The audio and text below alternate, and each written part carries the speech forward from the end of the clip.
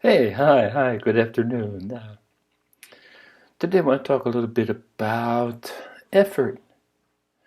You know, the spiritual journey does take effort, especially in the beginning.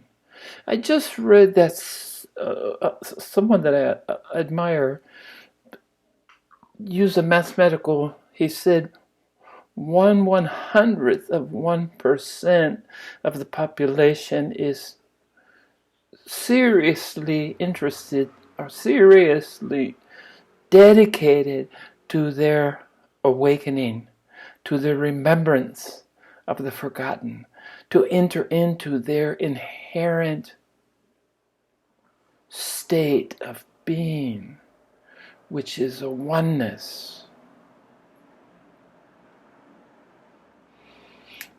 1/100th of 1%. And numbers like this catch my mind because I'm the last guy to really, I'm not a numbers guy. But in my meditation and recently, and I've talked about it, have specific numbers. So this 1/100th of 1% is seriously interested. So I'm talking to a very small audience when I'm talking about sharing my experiences on this journey. This journey to nowhere, or if you take it now, here. Same spelling. Nowhere, now, here. So you're in that state of nowhere, but that state of nowhere is now, here. And here in your inherent, your birthright is to be awakened. But 1/100th of 1%. So if you can find somebody that's pretty dedicated to waking up, if not in this lifetime, as soon as it's possible to negotiate karmic debt, to seriously dedicate themselves to this endeavor. Now, my number, it's interesting, 1/100th. Mine added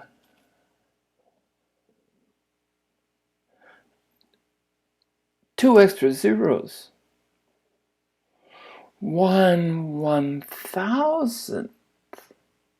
1/10,000th of 1% of the population is awake. 1/10,000th. And I believe because the number has 4 decimal 00001 is 1/10,000th.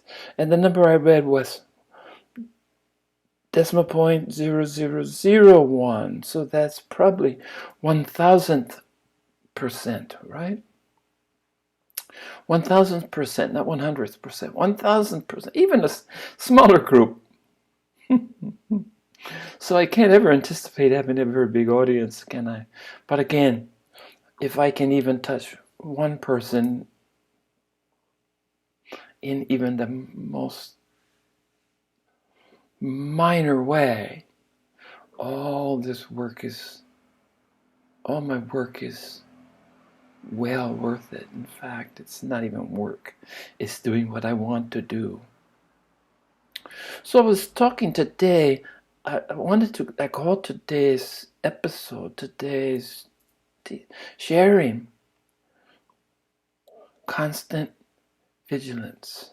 Because this is required, no matter where you are, is that the distractions are insidious. They're just going to seep in from all directions, and we get caught up with our own little personal dramas, our own little personal resistance to change, for instance, our own little limited view, the emergence of a spiritual ego, and the hard, this constant vigilance is really appropriate there when you find yourself, you've rid yourself of your personal ego, the little e, but then all of a sudden you find yourself thinking that you're better. I'm awakened. I'm one of that 1/10,000th of 1% that's awakened. Here I am. Da, da, da. Now that takes constant vigilance, because that's the big E in the ego, the spiritual ego talking, which comes after, which develops after awakening. And two things happen for me immediately upon awakening. Is first a sense of aloneness, how totally alone I really am in this world, and how I had to survive and had to do everything. And then as maturity, as you mature as a Buddha, this process is easier, but it requires continual surrender and continual vigilance. Be aware, be awake, because the higher you go, the more subtle, the more dangerous by their very act of being, by their very subtleness, harder to determine. And you can look at ego as ego with a small e holding you back, propagating separation and division, supporting separateness. And then you've killed the ego, you snuffed it, and you've mourned it. It takes a period of mourning, because the death, it is a death. It takes a period of mourning. It's not all sunshines and lollipops, when you do awaken. But really, we say awaken, but we're awakened to the continuity of awakening. We go through this process of awakening until we awaken, and then immediately we're on a new journey of awakening, expanding, growing, gaining wisdom, becoming a living example, living the Dharma, living the teachings, recognizing responsibility to other sentient beings as your primary purpose for existing in the physical state, once indeed you have entered abiding, once you've transcended non-abiding awakening, impermanent to permanent, and there's no going back, as I said before, but vigilance, constant vigilance. And sometimes it seems a little overwhelming, there's so many things going on, and then you get there and you say, oh my goodness, there's only more.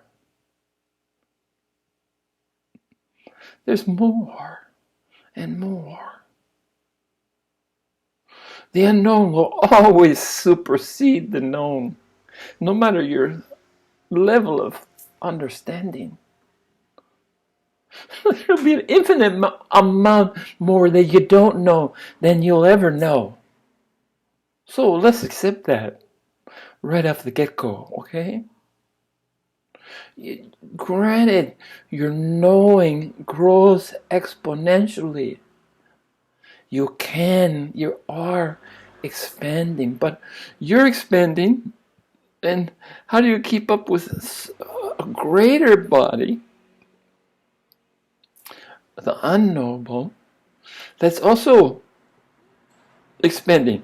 More and more becomes unknowable. The unknowable is not a finite thing. It's like life. It necessitates growth, expansion. Just as our universe is expanding, apparently faster than the speed of light, which is kind of contradictory, but it just shows you how very superficial our understanding is of the nature of even the physical universe. And being in a constant state of vigilance, it requires effort. And it's interesting because my whole goal is to live my life effortlessly. So the less effort I have to expand on vigilance, and the vigilance is primarily having that spiritual ego, that trickster, the last trickster, sneaking in there in the sense of superiority or accomplishment or seeking the title guru,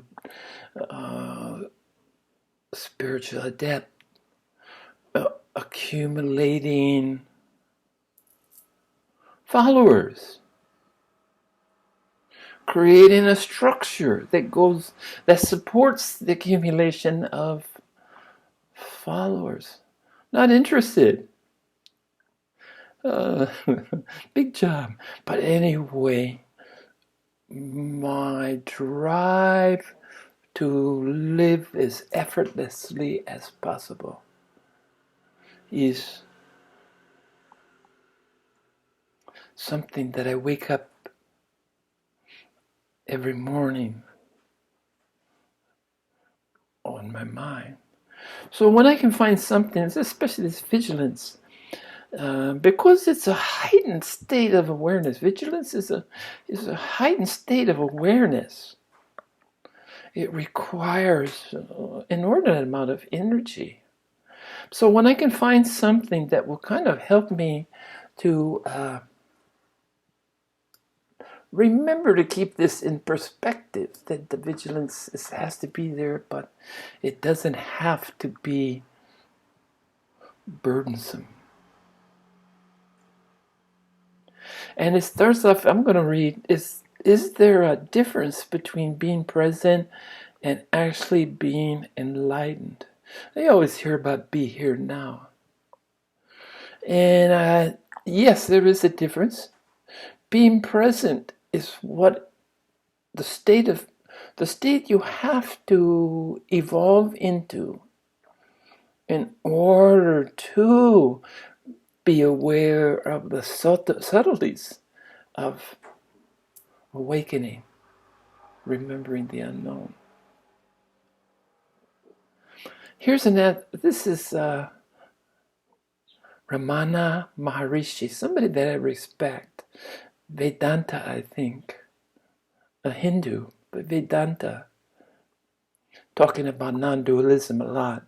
But he has a wonderful analogy that perfectly answers this question. Aha! An analogy I love analogies because we have to talk around things, right? And that's what an analogy is. It's a comparison, not a definition, okay? We're like a man who lives in a beautiful oasis. We all live in this perfect universe. This beautiful oasis. For some unaccountable reason, yeah, that's insidious, the sneakiness of the trickster. There's some unaccountable reason he up and wanders the desert under the scorching sun. So this, to me, this is an analogy of living effortlessly, and then all of a sudden things become an effort. And you've wandered from the oasis, from the perfect state of being. You can wander under the scorching sun. When we find ourselves, this is where vigilance comes in. When we find ourselves wandering, we can simply return to the oasis, to the base. It is never more than one step away. So even in our wandering, we can't wander more than it's one step back to perfection.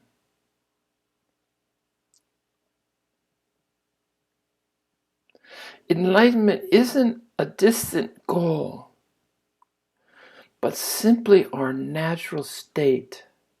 I say this over and over again, don't I? It's not a distant goal. It's only our natural state of being. We get distracted for whatever reason. Yeah, we certainly do. When this happens, the only thing we need to do is return. The simple return is enlightenment. Of course, those who really recognize this lose even the tendency to wander from home. Yeah, that's when I don't feel the need to go anywhere. I'm already there. I like that. No matter where you go, there you are. Yeah. And spend money and effort and time and these days, these trials and tribulations. Travel, especially airplane travel, has become increasingly difficult. And for me, when something becomes increasingly difficult, it's a sign that it's not worth it. Whenever I do anything, if I do anything, which is I'm doing less and less, and being more and more. And doing less and less means that doesn't eliminate responding. I respond to what comes to me. But that's the key. It has to come to me. I've gotten very good at waiting. And you know what makes waiting easy? Is when you learn that expectations are the path to discontent. Expectations take you that step out of the oasis into the scorching sun. So part of waiting is this axiom. If you expect nothing from anyone, you'll never be disappointed. Again, I'm going to repeat that. If you expect anything, if you don't expect anything from anyone, you'll never be disappointed. And I think it's expectations that lead us, expectation that my greatness should be recognized, expectations that people should follow me, expectations that people should listen to me, even expectations that somebody should watch my YouTube channel, no matter how much time and effort I put into it. I have no concern. And I have no concern of who's watching it, if anybody. And I do have a little bit of interest in helping. I have a huge interest in helping. That's why I'm doing this. But the numbers, again, if I can help one person in the smallest degree, it's all more than worth it. That's what it means. And once you're awakened, you have a responsibility to all sentient beings. And the primary responsibility you have is to live the Dharma, to becoming a living example, to affect the world by your presence, not your words, not your deeds, just by being in the world.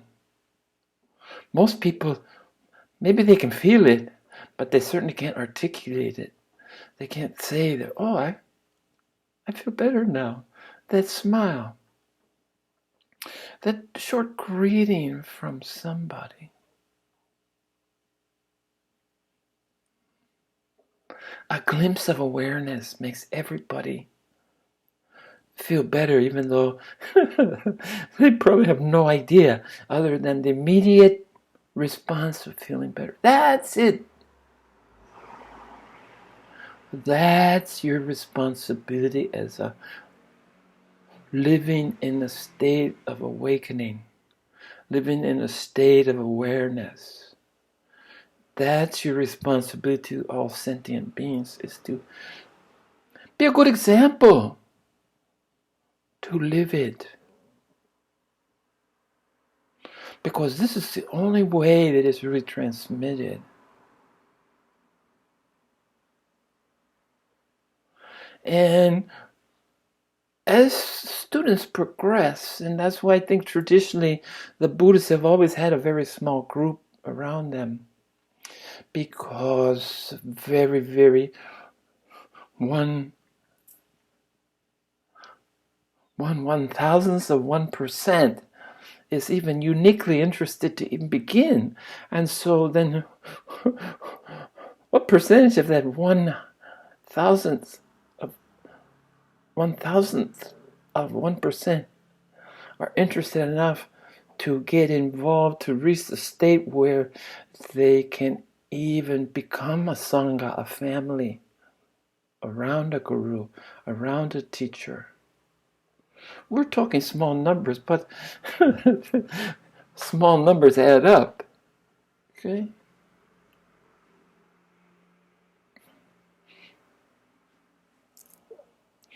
Small things are the secret to greatness. No expectations are the secret, my secret of not stepping out of my oasis, my understanding of the oneness, my total lack of fear.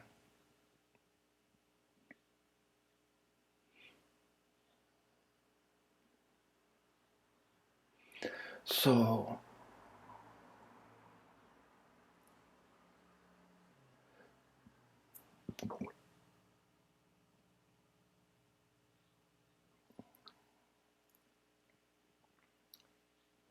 this simple return, I love that. Enlightenment, awakening, is just a simple return to your God-given, your Buddha-given, your natural, your inherent, your birthright state, which is immersion into the oneness. And I was talking about this small group that is really dedicated to creating a sangha, where the shared goal is that each person in this sangha will awaken, and that will have the ripple effect that I talk about, concentric circles. As a small group wakes up, even one or two, another small group develops, another small. It's like that idea I'm really enamored with is metaverses, multiverses. Sorry, I don't want to get that mixed up with Facebook. Meta. Let's say multiverses. The existence of an uncountable amount of universes that sometimes touch. Sometimes they're so far beyond imagination and ability to travel, nevertheless exist. Multiverse, where there could be another you. Could you imagine 1,000,000 yous, and every choice that you had to make, either willingly or unwillingly, every response that you could have taken to that choice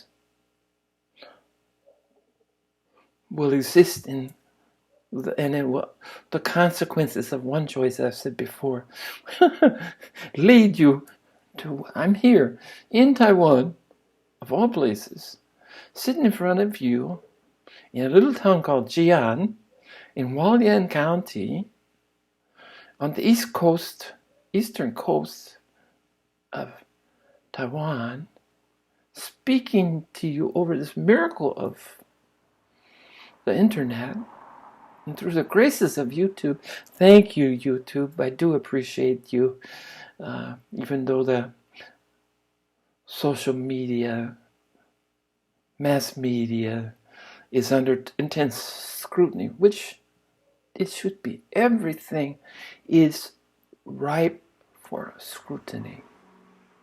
If it can't pass scrutiny, then it's dismissed.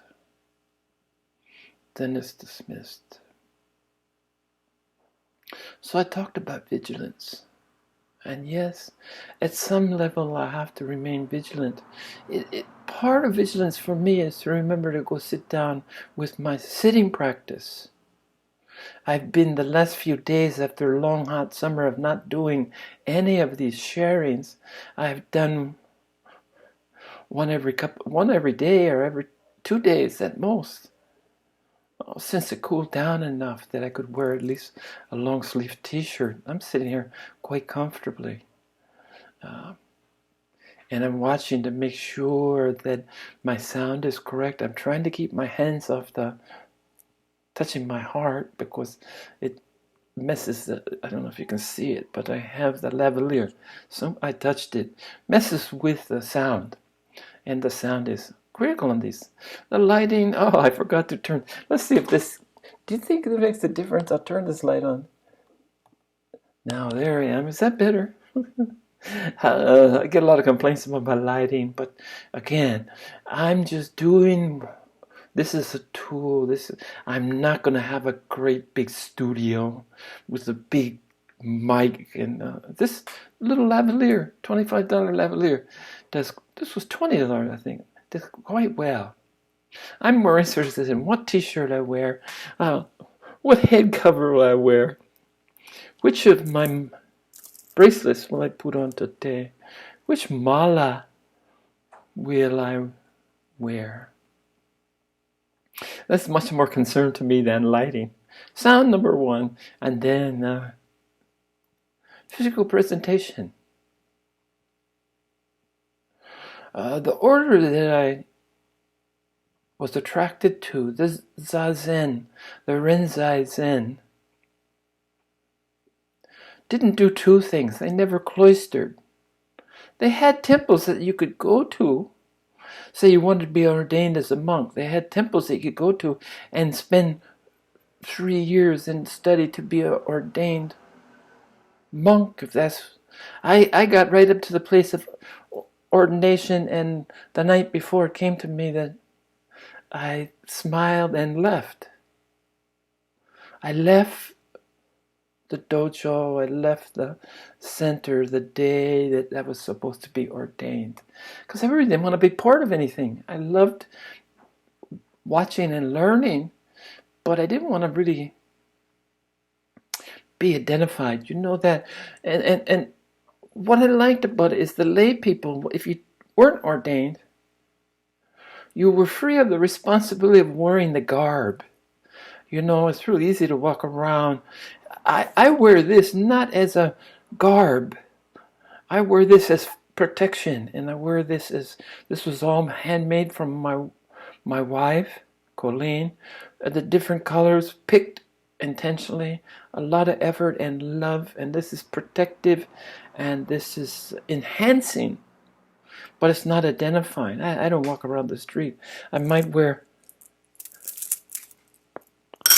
I particularly like this bracelet.